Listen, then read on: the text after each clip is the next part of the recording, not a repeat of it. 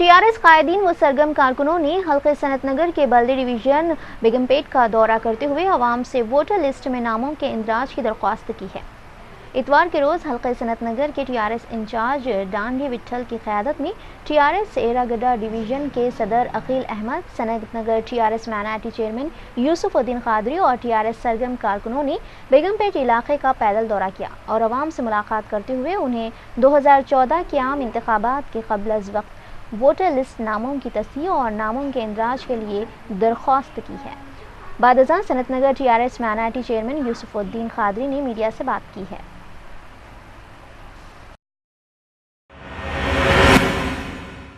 Assembly हल्के के सईदाबाद इलाके की दर्जनों खवातीन ने तेलंगाना राष्ट्र समिति में शमूलियत का ऐलान किया है। टीआरएस के एमएलसी मोहम्मद महमूद अली की कोशिशों के बायस मलकपेट और सईदाबाद की दर्जनों खवातीन ने तेलंगाना राष्ट्र समिति पर एतमाद जाहिर किया है। आजमपुरा में वाक़ टीआरएस के दफ्तर में मुनक़दा तकरीब में मोहम्मद महमूद अली और मलकपेट डिवीज़न इंचार्ज मोहम्मद आज़म अली की मौजूदगी में दर्जनों खवातीन ने टीआरएस पार्टी में शामिल होने का ऐलान किया है। मोहम्मद महमूद अली और मोहम्मद आज़म अली ने टीआरएस में शामिल होने वाली खवातीन की गुलपोशी की और उनका खैर मकदम किया। बिलखुसूस मलकपेट डिवीज़न, सईदाबाद डिवीज़न से राधा मैडम की सदारत में काफ़ी लोग यहाँ ज्वाइन करे हैं। ख़ास तौर से मैं उनकी माता जी को और उनके पिताजी को मुबारकबाद देता हूँ और बहुत सी मेरी बहनें, हिंदू मुस्लिम बहनें और मेरे भाई इस पार्टी में ज्वाइन करे हैं। यकीनन ये एक ही पार्टी है जो तेलंगाना के अवाम के लिए, हक़ के लिए लड़ने वाली। हम 56 साल से तमाम पार्टियों को आजमा चुके, हम तेलुगु देशम का दौर देख चुके, कांग्रेस का दौर देख चुके। कभी भी ये लोग तेलंगाना के अवाम की तरक्की के बारे में कभी नहीं सोचे और आज जब तेलंगाना के लिए 69 से 72 तक 370 नौजवान पुलिस की गोलियों में शहीद हुए, 2009 में तेलंगाना का ऐलान हुआ, वो भी केसीआर साहब के मरण बरत पर। उसके बाद आज तक 1200 से ज़्यादा हमारे नौजवान अलहदा तेलंगाना के लिए शहीद हुए। मगर आज जब तेलंगाना का ऐलान हुआ तो फिर ये आंध्रा वाले आज गड़बड़ कर रहे हैं कि तेलंगाना मत बनाइए, विशाल आंध्रा। हम पूछना चाहते हैं, हम कोई नई स्टेट नहीं मांग रहे हैं। हमारा जो तेलंगाना 1956 में हमें धोखा देकर मिलाया गया था, उस वक्त भी एक कमीशन था, फजल अली कमीशन। वो कमीशन ने अपने रिपोर्ट में लिखा था कि तेलंगाना के लोग बहुत भोले भाले हैं, आंध्रा के लोग बड़े मक्कार हैं, तेलंगाना को आंध्रा में मत मिलाइए। और मिलाने के बाद हमारे साथ बहुत नाइंसाफ़ी, और नेहरू साहब ने उस वक्त ही वायदा किया था कि तेलंगाना के अवाम को कि अगर आपके साथ नाइंसाफ़ी होगी तो जिस तरह मुसलमानों में खुला और तलाक लिया जाता है उसी तरह आपका तेलंगाना आपको इमीडिएट लौटा जाएगा। मगर आज जब हम तेलंगाना का ऐलान होने के बाद ये आंध्रा वाले इस तेलंगाना को बिल को रोकने के लिए हर मुमकिन कोशिश कर रहे हैं, जिसकी हम सख्त मजम्मत करते हैं। ये चीफ मिनिस्टर है, ये आंध्र प्रदेश का चीफ मिनिस्टर है या कोस्टल आंध्रा का चीफ मिनिस्टर है, ये हमेशा कोस्टल आंध्रा और आंध्रा की तायद करें। ये सरासर हमको कंडम करते हैं, ये थर्ड क्लास पॉलिटिक्स बोलते हैं इसको। अगर ये चीफ मिनिस्टर सारे अवाम के चीफ मिनिस्टर है तो इंसाफ की बात करें, एक तरफा बात मत करें। इसलिए तेलंगाना के अवाम आज बेताबी से तेलंगाना का इंतज़ार कर रही है। हम कांग्रेस से भी अपील करते हैं कि हमारा तेलंगाना इमीडिएट हमारा बिल पास कर हमारे हवाले किया जाए। साबिक Telugu Desam city organising secretary Dinesh Yadav ने वाईएसआर कांग्रेस पार्टी में शमूलियत इख्तियार कर ली।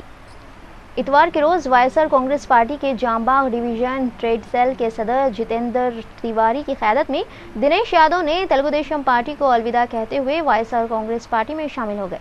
इस मौके पर जितेंद्र तिवारी ने दिनेश यादव की गुलपोशी करते हुए पार्टी के खंडवे पहनाए और वाईएसआर कांग्रेस पार्टी में उनका शानदार इस्तकबाल किया। इस मौके पर वाईएसआर कांग्रेस पार्टी के सरगर्म नौजवान व कारकुनों की कसीर तादाद मौजूद थी। दोस्त पूरे बंधुओं के साथ, और हम आशा करते हैं कि दिनेश भाई आने वाले समय में ये डिवीज़न में वाईएसआरसीपी के तरफ से लोगों के मदद में, लोगों के तकलीफ़ में आगे बढ़ के हिस्सा लेंगे, काम करेंगे और पार्टी को आगे डेवलप करेंगे। और हम सारे लोग इनके साथ हैं। जय जगन। हाँ बोलो बोलो बोलो। हाँ उर्दू में बोलो। गोशामल डिवीज़न, जामबाग डिवीज़न से दिनेश यादव टीडीपी में वाईएसआर कांग्रेस में शामिल होते हुए श्री जगन साहब का हार्दिक स्वागत करता हूं और हमेशा दिल से अपनी पार्टी में, जगन साहब की पार्टी में दिल से काम करने की उम्मीद रखता हूं और मेरे कार्यकर्ताओं से भी उम्मीद रखता हूं। ब्रॉडराइज इंडिया ने हैदराबाद के नेहरू जूलॉजिकल पार्क में मजीद चिड़िया फराहम करने का ऐलान किया है। फाइनेंस की ब्रॉडराइज फाइनेंशियल सॉल्यूशन इंडिया लिमिटेड ने अपनी खिदमात को वसअत देते हुए जुनूबी हिंद के मशहूर चिड़ियाघर नेहरू जूलॉजिकल पार्क में हम अक़साम के रंग बिरंगी चिड़िया फराहम करने का ऐलान किया है। कमेटी के अहम ओहदेदारों ने इतवार के रोज़ जू पार्क पहुंचकर मुआयना किया। इस मौके पर चिड़ियाघर के आला ओहदेदारों ने हैदराबाद के नेहरू जूलॉजिकल पार्क में मौजूद जानवरों की तादाद और तफसीलात से वाकिफ करवाया। ब्रॉडराइज इंडिया के मैनेजिंग डायरेक्टर ने इस मौके पर बताया कि कमेटी की जानिब से शहर के इस चिड़ियाघर में मजीद खूबसूरत और रंग बिरंगी चिड़िया में इजाफा किया जाएगा। So many 5 areas, maybe covering 250 birds.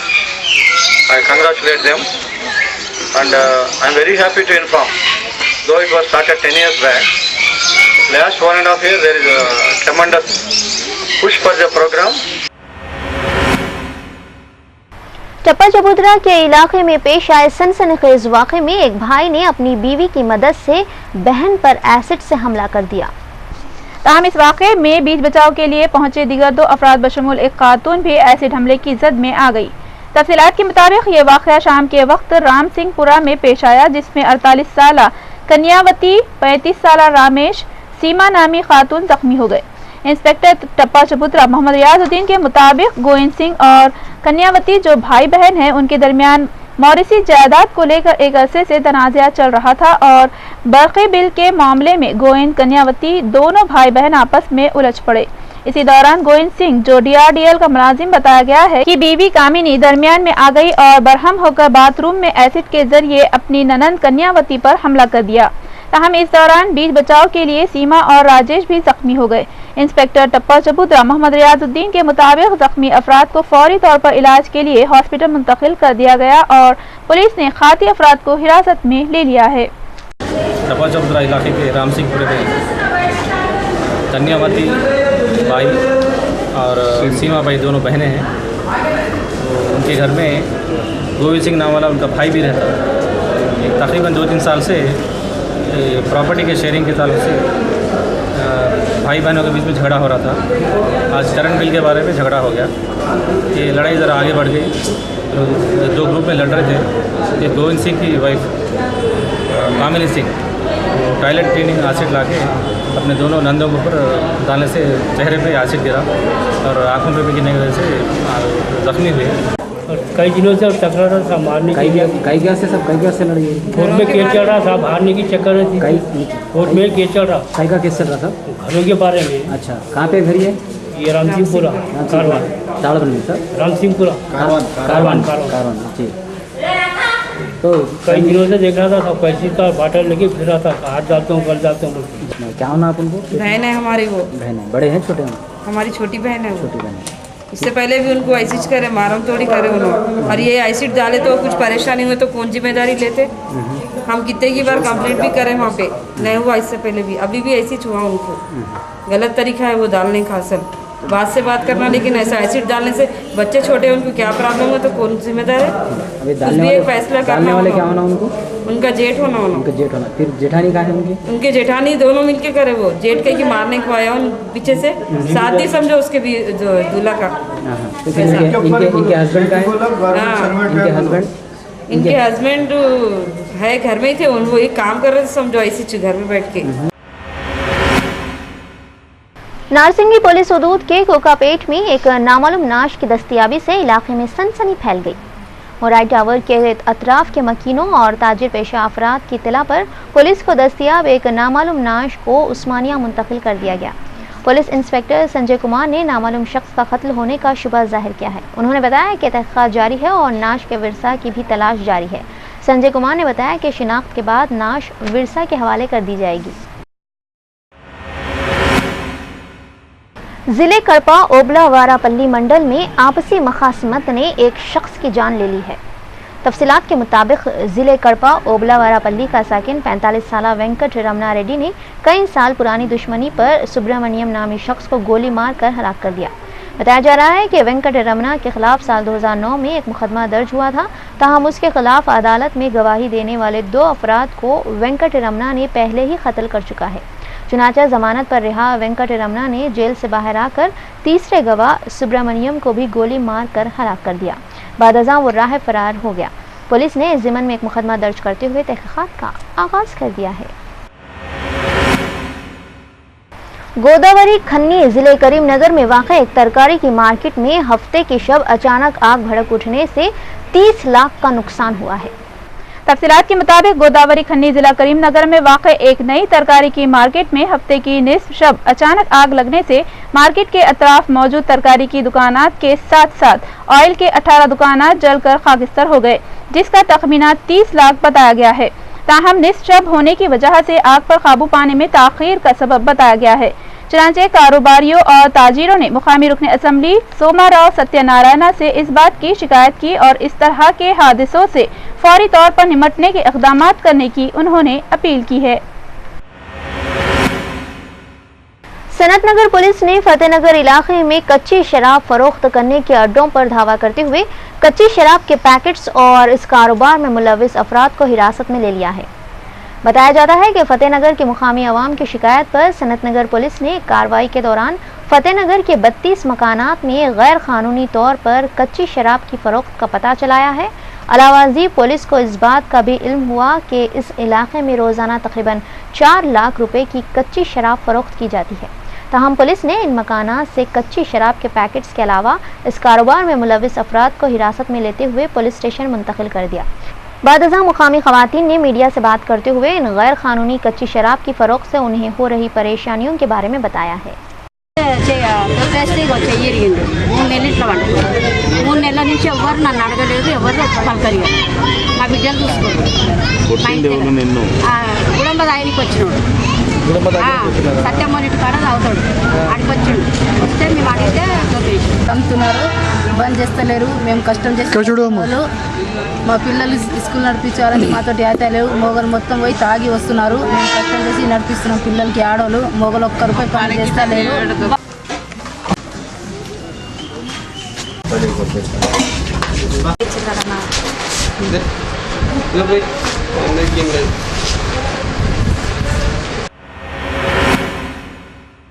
Hyderabad के मज़ाफ़ात में वाक़ जलपल्ली में बल्दी नज़्म व नस्ख़ इंतहाई अबतर हो गया है।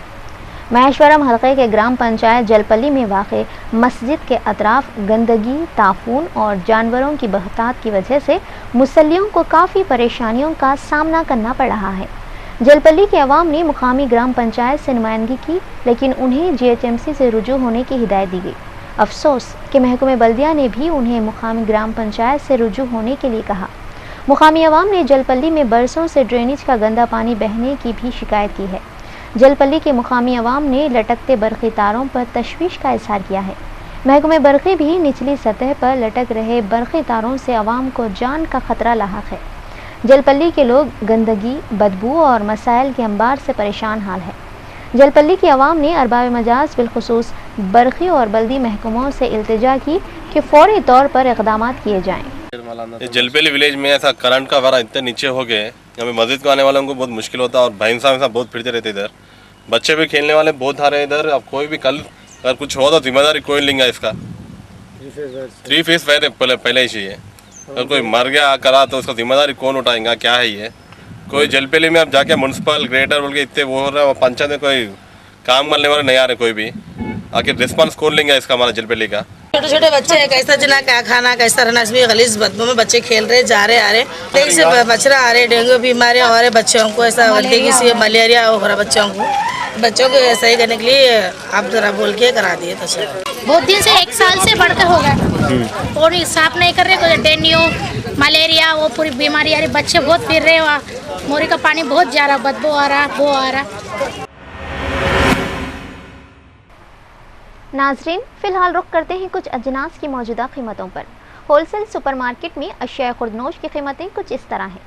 चावल सोना मसूरी नंबर 1 4300 रुपये फ़ी कुंटल, चावल सोना मसूरी 4200 रुपये फ़ी कुंटल, चावल बासमती 10500 रुपये फ़ी कुंटल, गेहूं शरबती नंबर 1 31 रुपये किलो, गेहूं शरबती 30 रुपये किलो, गेहूं बंसी नंबर 1 24 रुपये किलो, गेहूं बंसी 23 रुपये किलो, आशीर्वाद आटा 10 किलो 330 रुपये, जवारी 3000 रुपये फ़ी कुंटल, शक्कर 32 रुपये किलो, खुबानी 170 रुपये फ़ी किलो, मसूर की दाल नंबर 1 58 रुपये किलो, चने की दाल नंबर 1 52 रुपये किलो, मूंग की दाल नंबर 1 80 रुपये किलो, माश की दाल नंबर 1 65 रुपये किलो, तुअर की दाल नंबर 1 70 रुपये फी किलो रही है। जबकि फल्ली का तेल रिफाइंड 15 लीटर 1980 रुपये, सनफ्लावर लिटिल हार्ट 1340 रुपये, सनफ्लावर सनड्रॉप 2000 रुपये और गोल्ड ड्रॉप 1350 रुपये रही है।